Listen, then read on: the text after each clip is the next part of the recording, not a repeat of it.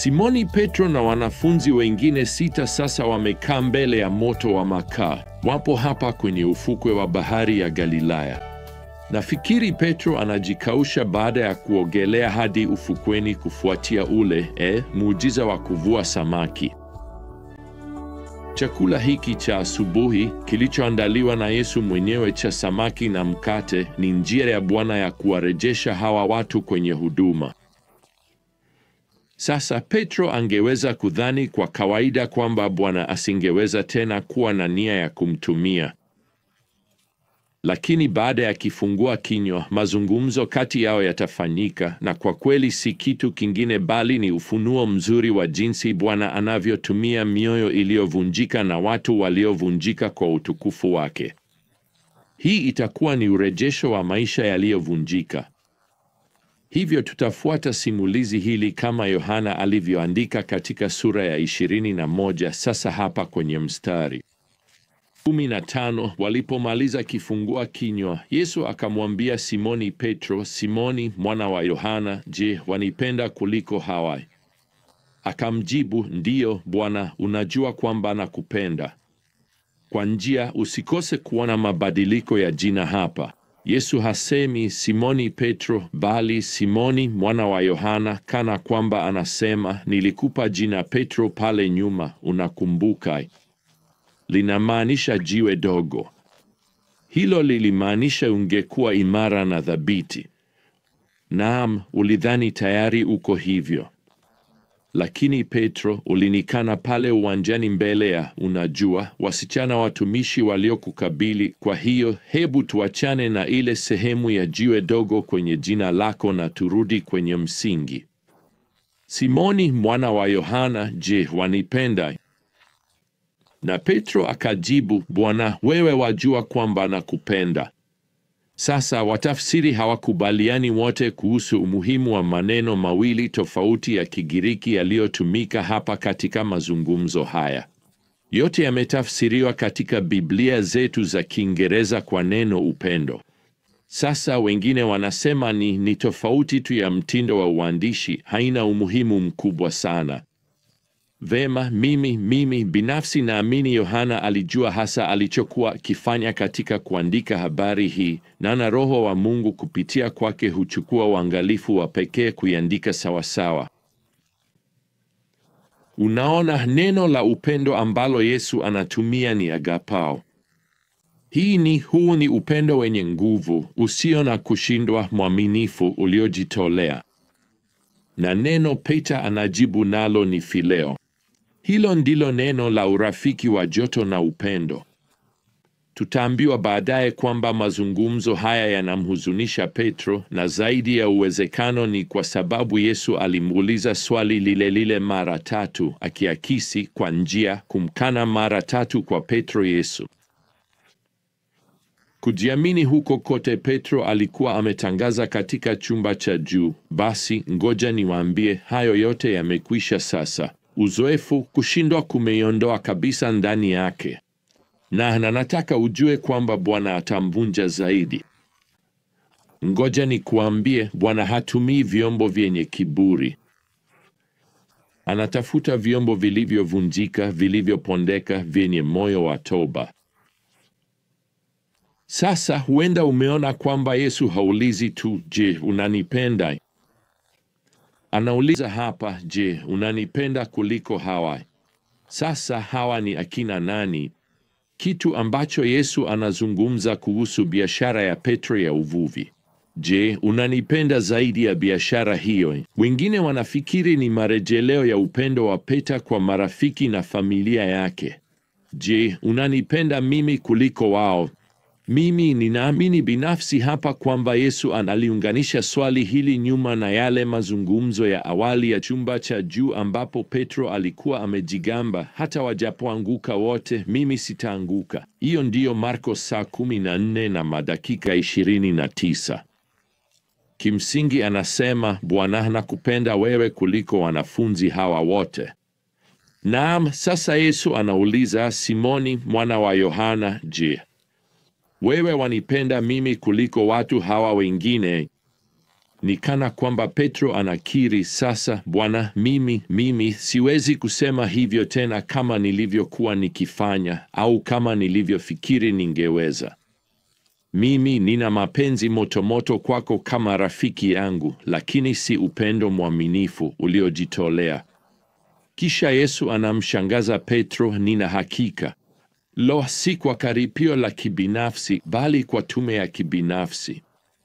Aya 15, lisha wanakondoo wangu. Naam, hii ni kumbukumbu ya kuchunga wanakondoo wachanga hutangatanga kwa urahisi. Nina hakika Petro ameshtushwa na amri hii.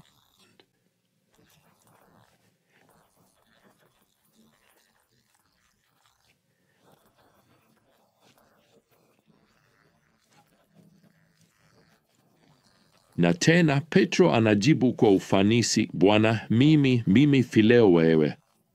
Bwana, mimi hujali sana kuhusu wewe kama rafiki yangu. Na pamoja na hayo, kuna ufuatiliaji mwingine wa kushangaza. Ni kana kwamba Bwana anasema, vema, naweza kufanya kazi na hilo. Tena anamtuma tena Petro hapa katika mstari 16, chunga kondoo wangu. Kwa kweli, chunga kondoo wangu. Sasa kumbuka kwamba Petro ni mvuvi, si mchungaji. Anaitwa hapa kwa aina tofauti ya taaluma. Ni muhimu pamoja na idadi ya mistari. Wavuvi kwanza kabisa hawajali samaki wao. Wavuvi hawarudishi samaki kwenye afya njema. Wavuvi, unajua, hawabebi samaki waliojeruhiwa mabegani mwao. Wachungaji hulisha, huongoza, hulinda, huadhibu na hupenda kondoo wao. Na ni nani anaweza kufanya hivyo vizuri zaidi kuliko yule ambaye amevunjika na kusamehewa? Mchungaji ambaye anategemea mchungaji mkuu wake, Bwana Yesu, kila siku.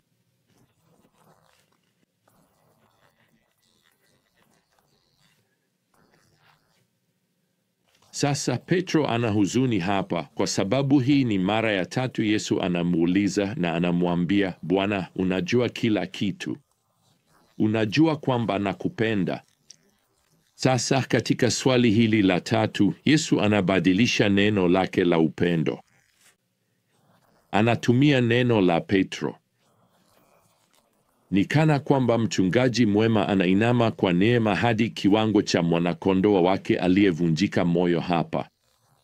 Kwa hiyo anaacha kutumia neno agapao na anatumia fileo, na kwa hakika anasema, sawa Petro, je, kweli unanipenda kwa upendo wa dhati? Na naamini Petro anaguswa sana tena kwa kweli na upendo usiokoma na neema ya Bwana ambaye alimkosea sana. Hata hivyo, Yesu bado ana jukumu muhimu. Anafuatilia hilo kwa amri nyingine, lisha kondoo zangu. Sasa hapa katika mstari wa 18, Bwana anampa Petro unabii wa ajabu kidogo. Anasema, ulipokuwa mchanga, ulikuwa unajivika mwenyewe na kutembea popote ulipotaka, lakini utakapokuwa mzee, utanyosha mikono yako na mwingine atakuvika na kukuchukua mahali usipotaka kwenda. Basi Yohana anaongeza hapa katika mstari unaofuata kwamba Yesu alisema haya ili kuonyesha ni kwa namna gani Petro angeutukuza utukufu wa Mungu kwa kifo chake. Kwa maneno mengine, mikono ya Petro itanyooshwa juu ya msalaba. Kwa hakika mapokeo yanatufahamisha kwamba Petro alisulubiwa. Ingawa yeye binafsi aliomba kwamba asulubiwe kichwa chini, hakujiona kuwa anastahili vya kutosha kusulubishwa kama vile Bwana alivyokuwa. Naam, hapa kuna habari njema kwa Petro. Ingawa atakufa, atabaki mwaminifu kwa Bwana. Sasa baada ya kusikia jinsi wakati wake ujao utakavyokuwa, Petro anamtazama rafiki yake Yohana, mwanafunzi ambaye Yesu anampenda. Mstari wa 20 unatuambia, naye anamwambia Yesu hapa katika mstari wa 21, Bwana, vipi kuhusu mtu huyu? Vema, Petro anauliza, unajua Bwana, utafanya nini na Yohana? Na Yesu anamfundisha Petro somo. Kwa kweli sote tunahitaji kujifunza, na hii hapa, si busara kulinganisha kile ambacho Mungu anafanya katika maisha yetu na kile atakachofanya katika maisha ya waumini wengine. Na Bwana anajibu kwa ukali hapa katika mstari wa 22, kama ni mapenzi yangu kwamba abaki hadi nije, inakuhusu nini? Wewe nifuate mimi. Kwa maneno mengine, usijilinganishe naye. Usilinganishe kile ninachofanya kupitia kwake na maisha yako. Wewe endelea tu kunifuata. Sasa kwa hayo, Yohana anafikia hitimisho la simulizi lake la ajabu la Injili, na anahitimisha kwa kauli mbili. Kwanza, anasema hapa katika mstari wa 24 kwamba kila kitu alichoandika ni cha kweli. Pili, hapa katika mstari wa 25 anasema kwamba hakuandika kila kitu ambacho Yesu alisema na alifanya. Kwa kweli, kama kila kitu kingeandikwa, anasema hapa, ulimwengu wenyewe usingeweza kutosha vitabu ambavyo vingekuwa vimeandikwa. Sasa kama wewe ni kama mimi, wapendwa, ningependa sana kupata sura moja au mbili zaidi kuhusu yale Yesu alisema na alifanya. Hatuna kila kitu ambacho tungependa kujua, lakini tunacho kila kitu tunachohitaji kujua ili kuamini kwamba Yesu ni mwana wa Mungu. Hivyo basi, huu ndio simulizi la Yesu kumrejesha Simoni Petro. Nafikiria kuhusu hili. Yesu angeweza kumuuliza Petro maswali 1000 tofauti hapa. Petro, je, umejutia kile ulichofanya? Petro, kweli umetubu kwa dhati? Petro, utaahidi kutonikana tena? Hapana, hakuna hata moja ya hayo. Ni rahisi tu. Petro, Simoni mwana wa Yohana, unanipenda? Naam, hii ndiyo alama ya kukua kwa Petro. Mimi nadhani miezi michache mapema angeeleza kina cha upendo wake kwa Yesu, na sasa anakiri kwa urahisi sana na kwa uaminifu, Bwana, unajua kila kitu kunihusu. Unajua moyo wangu. Yesu anasema kwa ufanisi, unajua, ninaweza kufanya kazi nawe sasa. Nataka uende ukawalishe kondoo wangu. Na Petro atafanya hivyo. Naam, mpaka tutakapoanza safari tena, wapendwa, neema ya Bwana Yesu Kristo na upendo wa Mungu na ushirika wa Roho Mtakatifu ukae nanyi nyote. Amina.